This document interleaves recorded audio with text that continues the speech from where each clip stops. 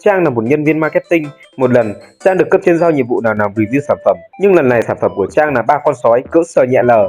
Qua bế tắc, Trang tới quán nhậu để giải sầu. Tại đây, Trang gặp Bảo, một trong những cổ đông lớn và có tiếng nói trong công ty. Bảo nói rằng anh ta thấy Trang tỉ lượng rất kém và khuyên cô không nên uống bia. Sau đó, Bảo đưa Trang về nhà thì phát hiện ra trong phòng Trang toàn lại còn cỡ sờ nhẹ lờ. Sau khi mày mò một lúc, Bảo nói anh ta cũng là size sờ nhẹ lờ. Trang nhờ Bảo đeo thử để làm bài đánh giá, nhưng Bảo nói cái này phải có công cụ thực tiễn mới làm được. Thế là đêm đó, Bảo đã giúp Trang làm bài đánh giá sản phẩm. Làm xong, Bảo còn đem hết ba con sói của Trang về vì sợ Trang dùng nó với thằng khác, và anh ta hứa sẽ giúp Trang review hết tất cả đống này.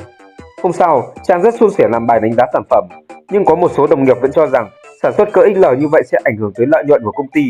Bảo lại đứng ra bảo vệ Trang và cho rằng thị trường có rất nhiều người size XL, ví dụ như tôi. Tối hôm đó, Trang cảm ơn Bảo vì đã bảo vệ mình. Bảo thì nói rằng anh ta sợ Trang nhai đầu đồng nghiệp nên mới đứng ra hòa giải. Trang đang u mê thì có một sự cố xảy ra. Trang nhận được một cuộc điện thoại từ Dao Đỏ.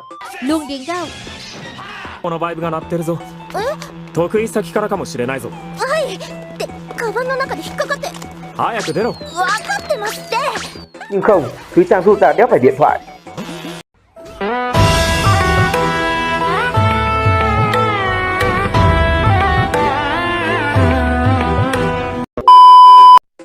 Sau đó, Bảo khuyên Trang hãy vứt thứ đó đi vì giờ đã có Bảo ở đây.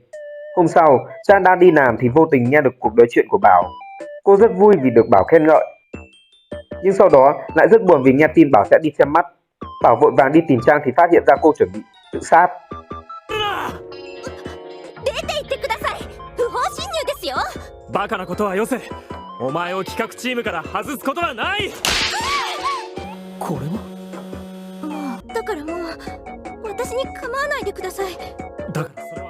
Thế là Trang đã nói ra chuyện cô nghe lén Bảo. Bảo nói anh ta đã từ chối cuộc đi xem mắt và khẳng định anh ta hơn hẳn con da củ của Trang. Thế là hôm ấy, Trang được Bảo review. Ngày hôm sau, công ty tổ chức cuộc khảo sát khách hàng size XL. Tại đây, Trang đã được một anh chàng tên Huy làm quen. Huy còn khuyên cô lên bấm like và subscribe kênh UV Studio. Anh ta giới thiệu rằng mình cũng size XL và cần tìm người để dùng thử. Vừa hay Bảo phát hiện kịp thời nên đã ngăn cản anh ta quấy rối Trang. Thế là Bảo kéo Trang vào nhà vệ sinh và khẳng định chủ quyền của mình. Sau đó, Huy thách thức Bảo đi hát karaoke để xem ai hát to hơn. Khi anh qua thung lũng và bóng đêm ghi bàn chân, đời khiến anh chẳng còn nhiều luyến lưu, anh mong lau mắt em khóc. Sau khi qua thung lũng vài lần thì Trang đã tỏ ra hơi thích Huy.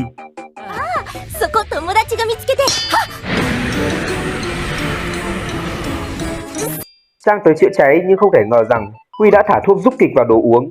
Trang vô tình cho Bảo uống cốc nước đó. Huy cảm thấy nếu ở đây một lúc nữa, có lẽ lỗ đít của anh ta sẽ lở hoa nên đã mau chóng rời đi. Thế là Trang lại đưa Bảo về nhà. Nhưng tới hành lang, Bảo đã không thể kiềm chế được cơn thú tính và đã lếu lèo ngay trước cửa.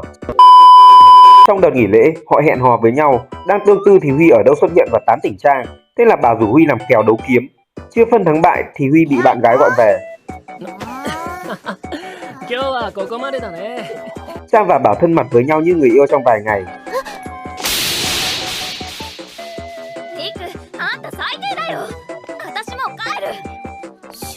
Nhưng thấy eo nào lại gặp Huy mới chia tay bạn gái.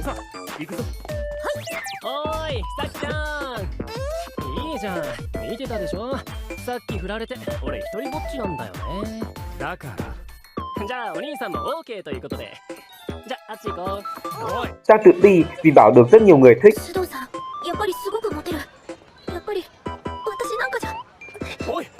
Sau đó lại còn bị Huy kích đều.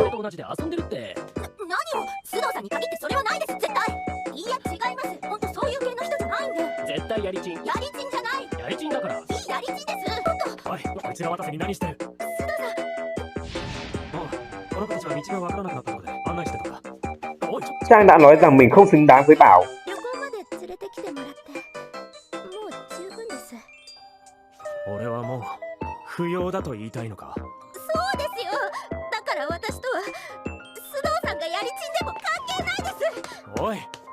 Trang chạy đi uống rượu. Trang đang say bên nhà thì được Huy bế vào khách sạn. Huy đang chuẩn bị nướng khoai thì Bảo bất ngờ xông vào và lôi cổ cô về. Bảo xin lỗi và đã tỏ tình với Trang. Từ ấy họ sống hạnh phúc bên nhau. ごめんなさい。好きだ。またそっか。伝えるのが遅くなってすまない。